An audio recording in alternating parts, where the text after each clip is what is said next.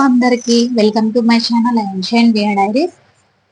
ఏదైనా పూజ అనగానే మనం చాలా టెన్షన్ పడిపోతాం కదా, అన్ని తెచ్చుకున్నామా లేదా అని.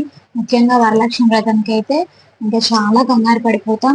అందుకనే ముందు రోజే మనం ఇవన్నీ కూడా సెట్ చేసుకుంటే, ముందు రోజే ఇవన్నీ రెడీ చేసి పెట్టుకుంటే వరలక్ష్మి వ్రతానికి మనకి ఎలాంటి టెన్షన్ అనేది ఉండదు. ఒకవేళ ఏదైనా తక్కువ ఉన్నా కూడా మనం ఏం కంగారు పడద్దు. అమ్మవారికి మనస్ఫూర్తిగా మనము ఉన్న వాటితో ప్రశాంతంగా పూజ చేసుకుంటే ఖచ్చితంగా ఫలితం అయితే వస్తుంది. ముందుగా మనకు పూజ కావాల్సిన సామాగ్రి అయితే చూద్దాం. ఫస్ట్ అయితే పసుపు కుంకుమ. ఈ పసుపు కుంకుమ కంపల్సరీ మనము పూజించడానికి కావాలి కదా. సో అమ్మవారిని కానీ, కలశం, కొబ్బరికాయని కానీ, నెక్స్ట్ పీఠను పూజించడానికి పసుపు కుంకుమ కావాలి కాబట్టి ఫస్ట్ పసుపు కుంకుమ.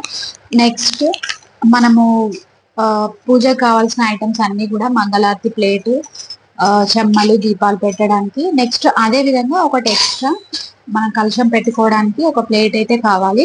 నెక్స్ట్ కలశం పెట్టుకోవడానికి రాగి చెంబు లేదా ఇత్తడి చెంబు అయినా కావాలి కలశం పెట్టుకోవడానికి. నెక్స్ట్ అమ్మవారిని నిలబెట్టడానికి ఒక పీట. నెక్స్ట్ మనం అమ్మవారిని అష్టోత్తర నామాలు చదువుకుంటాం కదా, దానికోసం అయితే మనకు విడిపూలు కావాలి. నెక్స్ట్ ముందుగా మనకు కావాల్సింది అమ్మవారి ఫోటో కదా. సో ఈ అమ్మవారి ఫోటోను పెట్టుకొని మనం వరలక్ష్మి వ్రతం అయితే చేసుకుంటాం కదా. సో ఈ విధంగా ఏనుగు బొమ్మలు ఉండి ఈ విధంగా కింద కాసులు ఈ విధంగా ఉంటే ఇలాంటి ఫోటో అయితే అమ్మవారి ఫోటో చాలా ఇంట్లో ఉంటే చాలా శుభప్రదం అని అంటారు. సో ఈ విధమైన అమ్మవారి ఫోటో ఉంటే పర్లేదు, లేకపోతే ఈ విధమైన ఫోటో అయితే తీసుకోండి. నెక్స్ట్ అదే విధంగా అమ్మవారికి వేయడానికి పూలదండ. నెక్స్ట్ మనం వాయనం ఇవ్వడానికి పండ్లు, అమ్మవారి దగ్గర పెట్టడానికి ఏవైనా 2 పండ్లు. ముఖ్యంగా వాయనం ఇవ్వడానికి ఫస్ట్ అమ్మవారికైనా వేరే వాళ్ళకైనా మనం వాయనం ఇవ్వడానికి మెయిన్గా మనకు శనగలే కావాలి కాబట్టి శనగలు ఖచ్చితంగా తీసుకోవాలి. నెక్స్ట్ వాయనం ఇవ్వడానికి పసుపు కుంకుమ ప్యాకెట్స్, బియ్యం పిండి. మనము కలశం పెట్టుకునే ముందు, అమ్మవారిని పెట్టే ముందు పీఠం మీద ఫస్ట్ పద్మకమలం ముగ్గేసాం కదా, దానికోసం బియ్యం పిండి అయితే కావాలి. నెక్స్ట్ మనం దీపారాధన చేయడానికి నూనె. అదేవిధంగా మనము ఫస్ట్ అమ్మవారిని పూజించే కంటే ముందు వినాయకుడిని అయితే పూజిస్తాము. వినాయకుడిని పూజించిన తర్వాత వినాయకుడికి ఇష్టమైన పలహారం బెల్లము. అదేవిధంగా మనం ఏదైనా ప్రసాదాలు చేస్తే దాంట్లో అవసరమైన మనకు బెల్లం అయితే కావాలి. నెక్స్ట్ మనము ఇది మనము వాయనం ఇవ్వడానికి విడివిడిగా వక్కలు, గోకలు ఆ విధంగా కాకుండా ఇది ఇస్తే దీంట్లోనే అన్ని వస్తాయని ఇది కూడా ఇవ్వచ్చు. నెక్స్ట్ పాలు, పెరుగు, తేనె అమ్మవారికి అభిషేకం చేయడానికి ఇది ఆవు పాలు.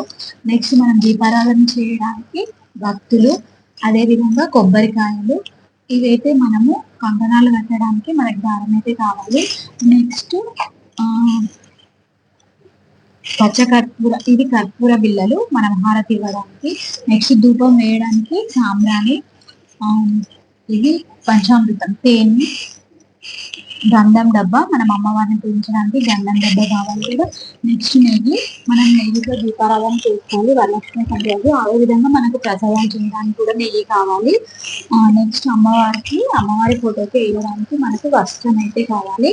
నెక్స్ట్ మనం అమ్మవారి పూజ చేసి అష్టోత్తరాలు చదువుకోవడానికి మనకు అమ్మవారి బుక్ అయితే కంపల్సరీ ఉండాలి.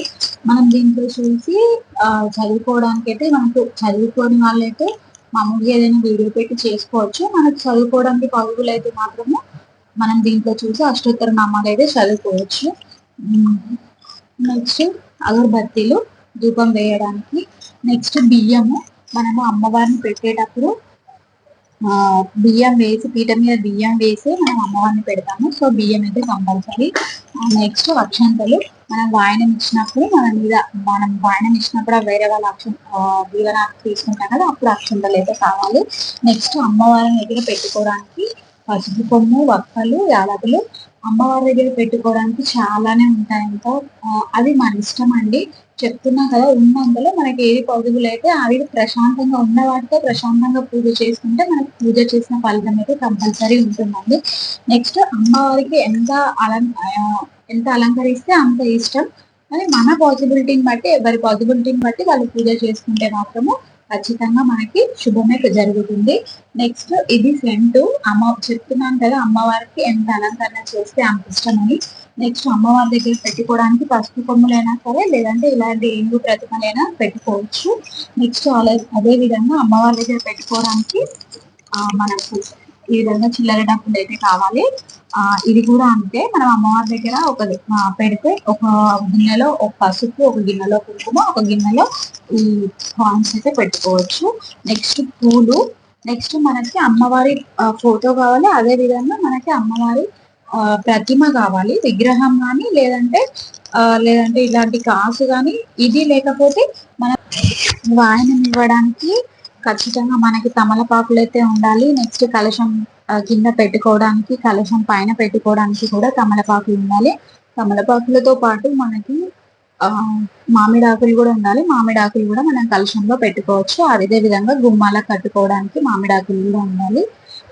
నెక్స్ట్ శారీ, మనం అమ్మవారి దగ్గర పెట్టుకోవడానికి శారీ. నెక్స్ట్ 2 బ్లౌజ్ పీస్లు, మనం కలశం పెట్టుకున్నట్టయితే కలశం పైన పెట్టడానికి బ్లౌజ్ పీస్ కావాలి కదా, దానికి ఒక బ్లౌజ్ పీస్. నెక్స్ట్ మనం పూజ చేసేటప్పుడు కూర్చోడానికి కింద చాప. నెక్స్ట్ మనం పూజ చేస్తున్నప్పుడు, మనం ప్రతిదీ చేసినప్పుడు మన చేతి వేసుకోవడానికి ఒక క్లాత్.